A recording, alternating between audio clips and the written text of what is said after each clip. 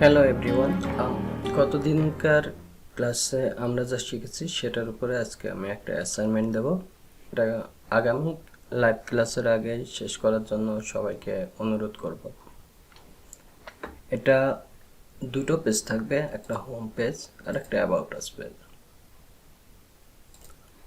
Home পেজটা আমরা live ক্লাসে যেই হেডারটা তৈরি করেছিলাম আমি সেই হেডারটাই রাখছি, মাত্র দুটো পেজ দিয়ে। লিঙ্ক আছে এখানে মাত্র দুটো পেজের। আর হোম পেজের প্রথম অংশটা একটা টাইটেল দেওয়া আছে, আর পরের অংশটা আমি ম্যাক্সিমাম উইথ 960 দিয়েছি। আর একটু খেয়াল করলে দেখতে পাবে যে প্রথম লাইনটা একটু পরে শুরু হয়েছে, কিন্তু এটা সেন্টার অ্যালাইন করা আছে টেক্সটটা।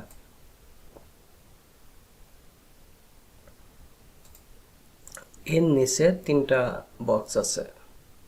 আমি গতদিন যে কার্ড ইউজ করেছিলাম বুটস্ট্র্যাপে সেই কার্ড দিয়ে বক্স তিনটা করা।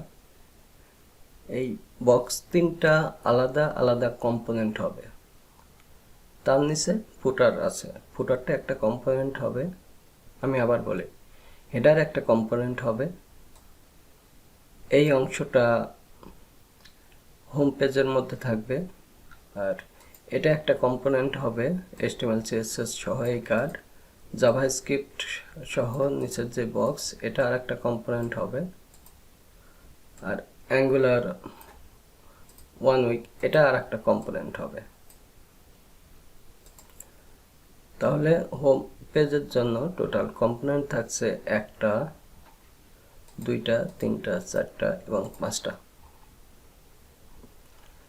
আমি অ্যাবাউট আস পেজে যাই। অ্যাবাউট আস পেজে শুধু হেডার আর ফুটার আছে, আর এগুলো সবই অ্যাবাউট আস পেজের মধ্যে লেখা। আমি চাই লেখাগুলো এই স্টাইলেই হোক। এটা বুটস্ট্র্যাপ দিয়ে করা।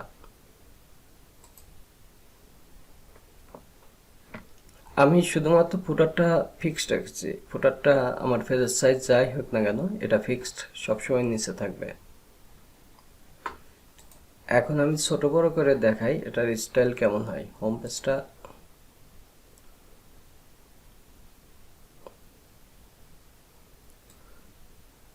আমি যদি ছোট করে এই প্রথম ধাপে এটা এরকম হবে,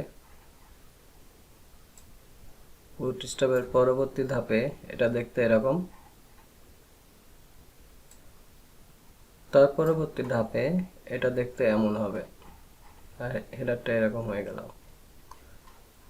আর সবচেয়ে ছোট যেটা আছে সেখানে গেলে দেখতে এরকম, মোবাইলে নর্মালি এরকম হয়, আর হেডারটা এরকম হবে।